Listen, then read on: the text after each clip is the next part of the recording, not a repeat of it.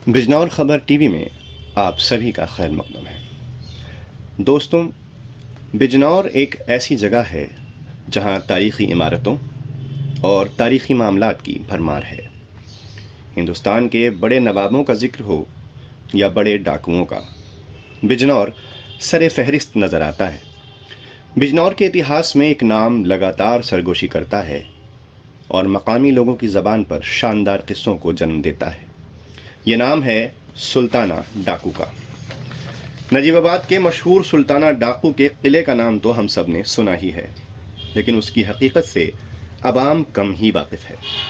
दरअसल ये किला नजीबाबाद के नवाब नजीबुद्दौला ने 1755 ईस्वी में बनवाया था और उसके बाद से ही यह किला सुल्ताना डाकू के किले के नाम से मशहूर है।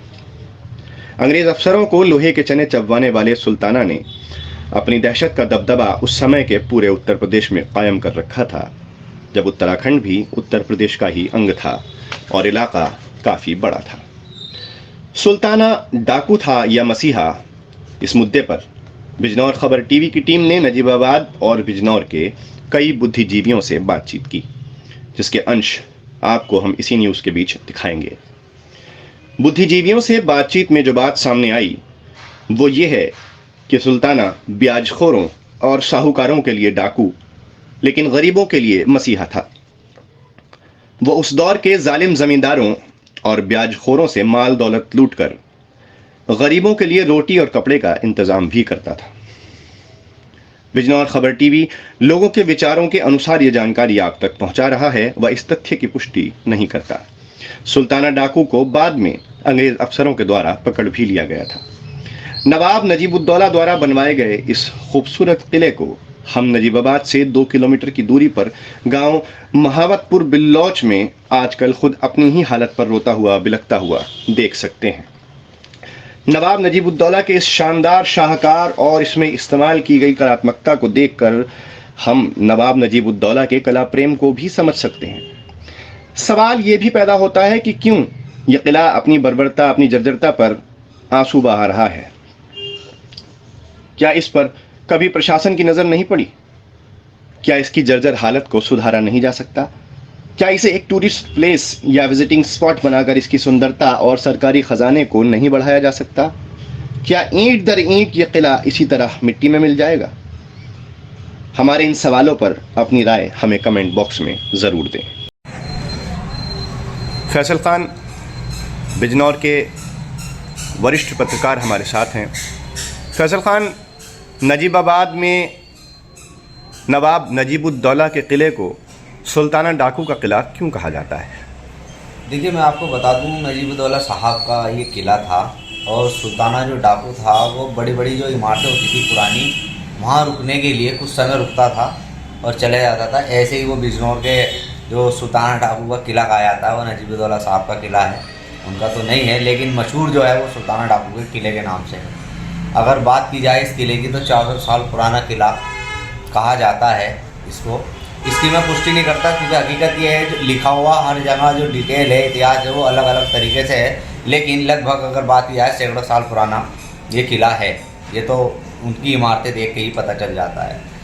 फिलहाल मैं जो बात कर रहा हूँ, मैं ये बात करना चाहता हूँ कि हमारे यहाँ जितने भी जिला अधिकारी आए हैं, मैं अपने दर्शकों के और अपने माध्यम से एक छोटी सी अपील करना चाहता हूँ, क्योंकि बिजनौर में इतनी इमारतें हैं, अगर उन पर काम किया जाए, जैसे कि अगर ये सुल्ताना डाकू प्लस नजीबुद्दौला साहब का जो किला है उस पर अगर काम किया जाए तो कहीं ना कहीं सरकारी तरीके से इस पर आप टिकट भी रख सकते हो और ये घूमने का, देखने का बहुत अच्छे तरीके से, मतलब जैसे आप दिल्ली में जाते हैं तो नाम होता है कुतुब मीनार, विजिटिंग स्पॉट बनाया जा सकता है इसको। तो कहने का मतलब ये है कि इसको देखने के लिए दिल्ली जाना पड़ता है ना बड़ी इमारतों को, तो हमारे बिजनौर में भी एक खूबसूरत जगह है, उसके लिए क्या है आप टिकट रखें। प्रशासन से बस छोटी सी अपील ये करना चाहता हूँ कि प्रशासन इस पर ध्यान दे। जैसे कि विदुर कोठी में महात्मा विदुर जी का एक इतिहास को आज इस तरीके से बनाया गया है कि मेडिकल कॉलेज भी उनके नाम से बन रहा है, तो ये तो खुद एक इमारत है, जगह है, सब कुछ है।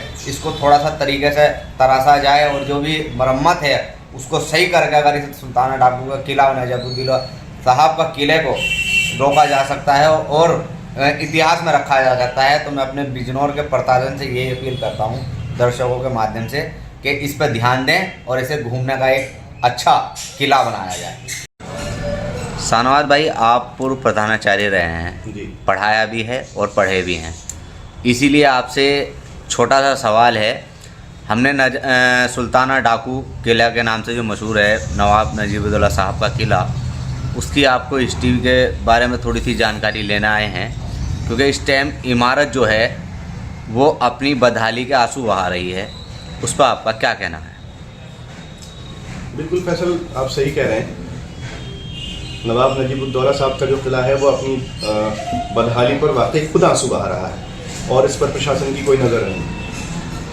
यह किला 1755 में नवाब नजीबुद्दौला ने बनवाया था और डाकुओं का सिलसिला, जैसा कि हम लोग जानते हैं, कि वो चलते रहते हैं और जहाँ भी उनका मौका होता है, जहाँ रास्ते में उनकी कोई इमारत पड़ती है या पड़ाव के लायक कोई जगह होती है, वो वहाँ कुछ वक्त रुकते हैं, फिर चल पड़ते हैं। डाकुओं का कोई एक घर नहीं होता, ना कोई डाकू इतना बेवकूफ़ है कि वो एक किले को अपना घर बना ले और वहाँ रह ले। बड़ा आसान है प्रशासन के लिए या अंग्रेज़ों के लिए, बड़ा आसान था उसको पकड़ना चारों तरफ से घेर के किले के अंदर। लेकिन खैर, ये किस्सा मशहूर है कि सुल्ताना डाकू ने इस किले से जो है अंग्रेज़ों पर गोलियाँ बरसाई हैं, मुकाबला किया है वगैरह वगैरह। खैर, बहुत परेशान किया उसने अंग्रेज़ों को, ये मुनासिब है कहना। बहरहाल, हम बात कर रहे हैं सुल्ताना डाकू के किले के बारे में, जो नवाब नजीबुद्दौला साहब ने बनवाया था। बड़ा खूबसूरत किला है। उसकी खूबसूरती नवाब नजीबुद्दौला के शौक़ को जो है वो बयान करती है। हाँ, इतना कहना भी मुनासिब है कि ये किला जो है प्रशासन की नज़र में आना चाहिए, इस नज़रिए से कि इसको पिकनिक स्पॉट, टूरिस्ट स्पॉट, या जैसे हम मोन्यूमेंट्स हमारे हैं हम देखते हैं, उस तरह से इसको बना दिया जाए, इसका सौंदर्यीकरण कर दिया जाए। तो इससे जो है टिकट वगैरह लगा करके इसको सरकारी ख़जाना भी बढ़ाया जा सकता है और इसके ज़रिए से बिजनौर का नाम और ज़्यादा रोशन किया जा सकता है। शुक्रिया।